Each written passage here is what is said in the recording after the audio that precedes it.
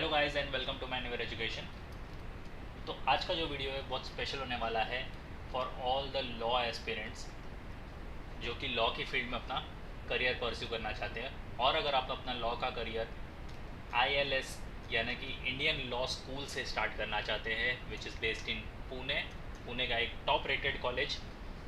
अगर आप आईएलएस पुणे से अपना लॉ करियर स्टार्ट करना चाहते हैं थ्रू बीए एलएलबी, अगर आप ट्वेल्थ में हो, अगर आप ट्वेल्थ अपीयरिंग हो या फिर आपने ट्वेल्थ पास आउट कर ली है and you want to pursue your career in law through BA LLB and that through from the ILS law college, तो ये वीडियो आपके लिए है क्योंकि इसमें हम देखने वाले हैं क्या बेनिफिट होने वाला है आपको बीए एलएलबी करके स्पेशली थ्रू आईएलएस, क्या जॉब रोल्स मिलने वाले हैं आपको और कौन सी बड़ी बड़ी कंपनीज हैं जो आपको यहाँ पर आकर रिक्रूट करने वाली है।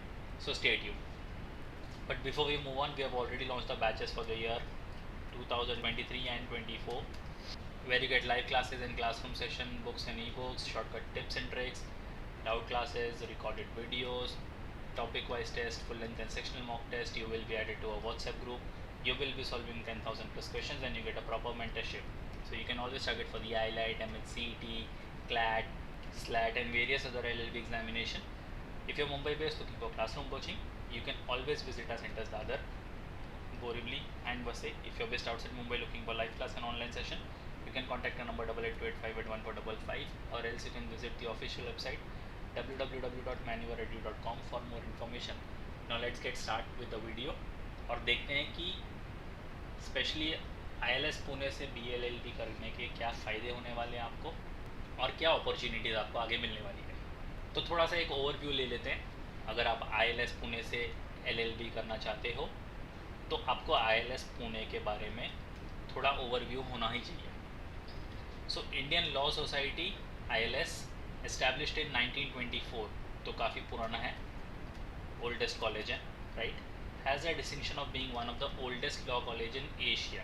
तो सबसे पहले नंबर पर हमको पता है कि जीएलसी विच वॉज एस्टैब्लिश्ड 1855, उसके बाद है आपका ILS Pune, it was established in the year 1924. So it has a distinction of being one of the oldest law college in Asia, तो एक ही बहुत अच्छी बात है। Created A+ by National Assessment and Accreditation Council, NAC। तो NAC actually एक ऐसी organisation है जो कि कॉलेजेस को रेटिंग देती है A+ या फिर B+ या फिर A grade, B grade and so on.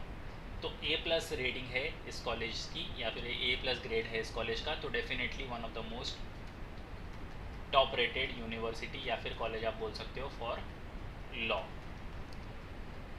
ILS law college is a community of students and staff dedicated to bring out the best in all of its members, so whether it is staff और student. तो यहाँ पर आपको top quality का education और infrastructure देखने को मिलने वाला है। Aim is to provide the finest opportunities and environment for teaching, learning and research. We have a distinguished record of academic excellence and innovation since the foundation of the college is 1924. तो 1924 जैसे आपने पहले ही देखा one of the oldest college भी है, तो definitely आपको यहाँ पर जो preparation है वो top level की ही मिलने वाली है। The basic principle behind the foundation of IELTS Law College was to establish a regularized system of imparting legal education. तो यहाँ पर आपको full time का course मिलने वाला है। Staying true to it, and we have endeavored and achieved this ambition and maintained our standards of excellence for over 98 years now. 98 years is not a less time. बहुत ज़्यादा समय होता है 98 years, and 98 years से ये top level की education provide कर रहे हैं, टॉप एलुमनाई कॉन्टैक्ट्स आपको दे रहे हैं, टॉप फैसिलिटीज़ दे रहे हैं, इंफ्रास्ट्रक्चर दे रहे हैं, प्लेसमेंट दे रहे हैं। तो डेफिनेटली ये आपकी प्रायोरिटी लिस्ट में होना ही चाहिए। अगर आप पुणे में हो या फिर इवन आप मुंबई में हो, आपको ये कॉलेज डेफिनेटली टारगेट करना ही चाहिए। तो ये तो हमने देख लिया आईएलएस पुणे। अब देखते हैं कि बीएलएलबी क्या होता है, क्योंकि ऑब्वियसली आप बीएलएलबी करने वाले हो तो आपको उसके बारे में भी पता होना चाहिए। So BLLB stands for bachelor of arts plus bachelors of legislative law. तो BA+LLB, तो ये दो अलग अलग डिग्री है। Is a 5 year integrated course. तो जो इसमें BA हो गया आपका, ये हो गया 3 साल का, और जो LLB हो गई आपकी 2 साल की। तो 3 + 2 = 5 years का आपका इंटीग्रेटेड LLB कोर्स हो गया।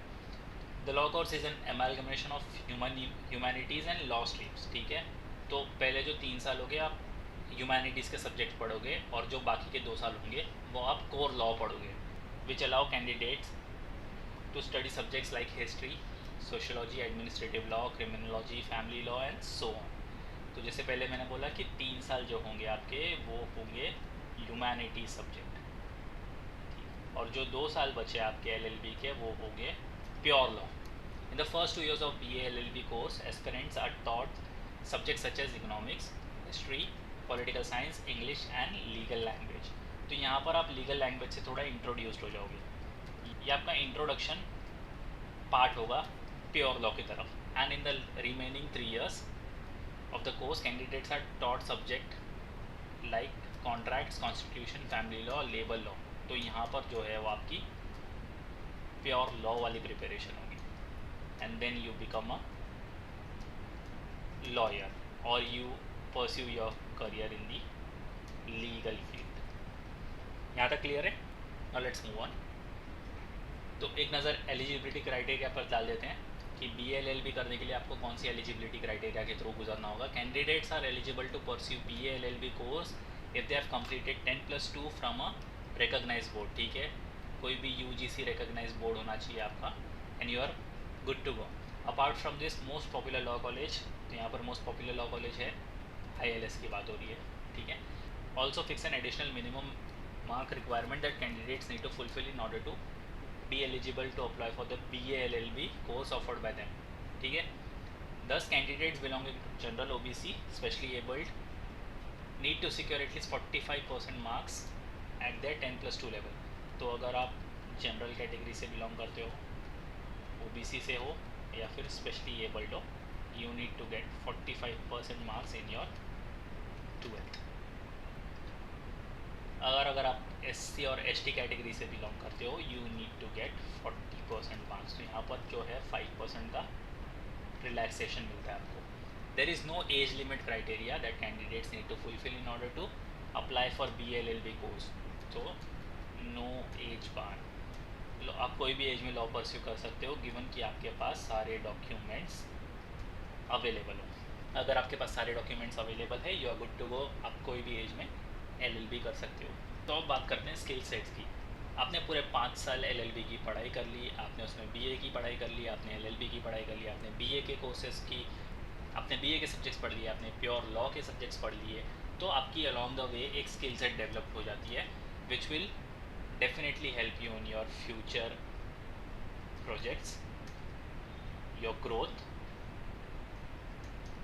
and your placements, because skill sets का ये सारा खेल है। अगर आपकी स्किल सेट डेवलप नहीं होती, आपको कोई भी अच्छी कंपनी में जॉब नहीं मिलती या फिर कोई भी अच्छे फर्म में जॉब नहीं मिलती, एंड देन आप बोलोगे कि लॉ की फील्ड उतनी अच्छी नहीं है, यहाँ पर तो करियर का कोई स्कोप ही नहीं है। स्कोप तो बहुत है, बिकॉज लॉ की एक ऐसी फील्ड है जहाँ पर बोला जाता है कि अ लॉयर नेवर स्लीप्स हंग्री, क्योंकि आजकल हर एक फील्ड में लॉयर की ज़रूरत है एंड लीगल तरीक़ों की ज़रूरत है। तो डेफिनेटली आपको skill sets along the way develop खुद भी करनी है, और कुछ स्किल सेट जो है वो आपकी अलॉन्ग द वे अपने आप ही डेवलप होती जाएंगी। तो कुछ स्किल सेट के बारे में बात कर लेते हैं। तो फर्स्ट वन इज़ फ्लुएंसी। तो फ्लुएंसी आप में ऑटोमेटिकली आ जाएगी because you have to debate in the court rooms, तो वो फ्लुएंसी ऑटोमेटिकली आ जाएगी। You will be building up your confidence because आप n नंबर ऑफ पर्सन्स के साथ इंटरेक्ट करोगे। तो ये जो इंटरेक्शन है और जो लीगल नॉलेज है प्लस आपके पास,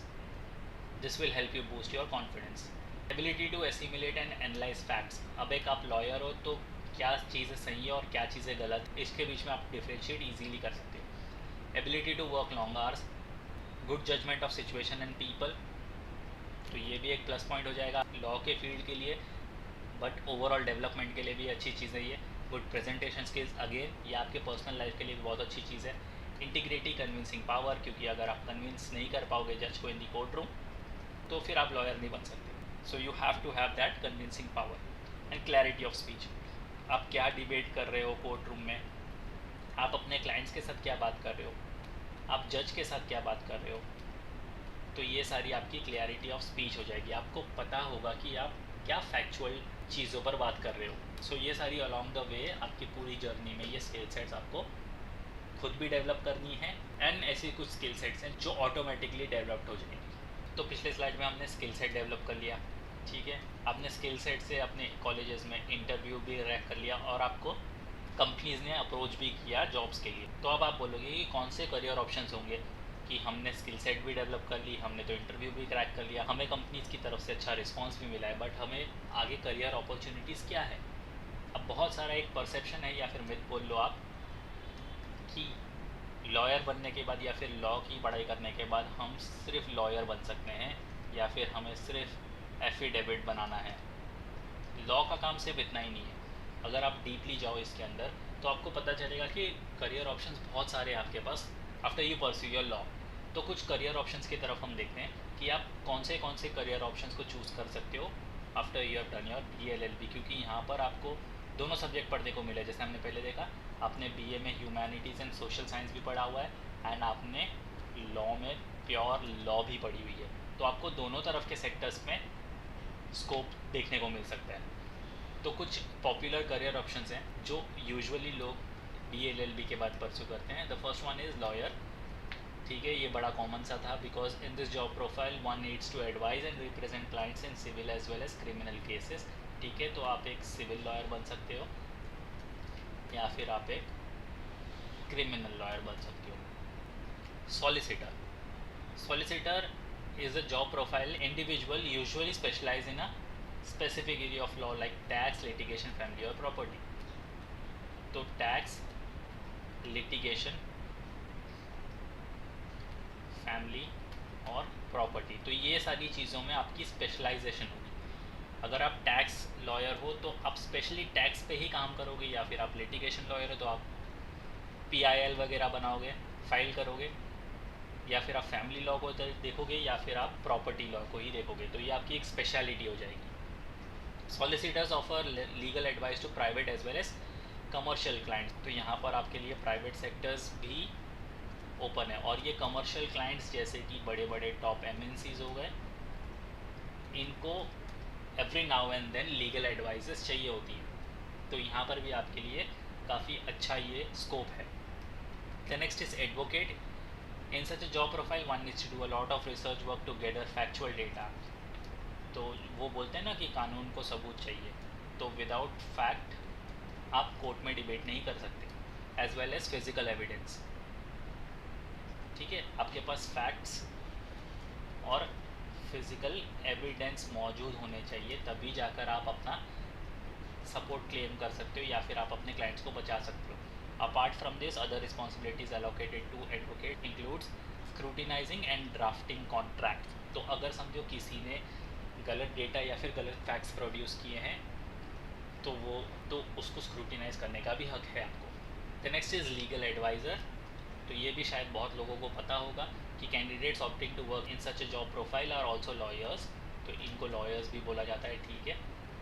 who specialises in a specific field of law। Legal advisors are usually hired by governments as well as large organization। तो यहाँ पर आपको government sector plus private sector दोनों ही सेक्टर्स ऑन है।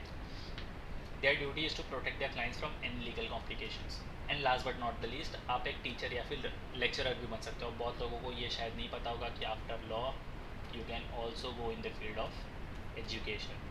भाई आपने लॉ पढ़ी है, ठीक है, अब बहुत सारे बच्चे लॉ करने के लिए आएंगे, तो उनको पढ़ाना भी तो ज़रूरी है। तो उनको कौन पढ़ाएगा? एक वही बंदा पढ़ा सकता है जिसने खुद लॉ की हुई, राइट। तो after completing an LLB degree, candidates can also teach law at the college और यूनिवर्सिटी लेवल। तो इसके लिए आपको LLM करना पड़ता है, masters, and then you are good to go as a teacher और लेक्चरर। यहाँ तक आई होप सबको क्लियर होगा।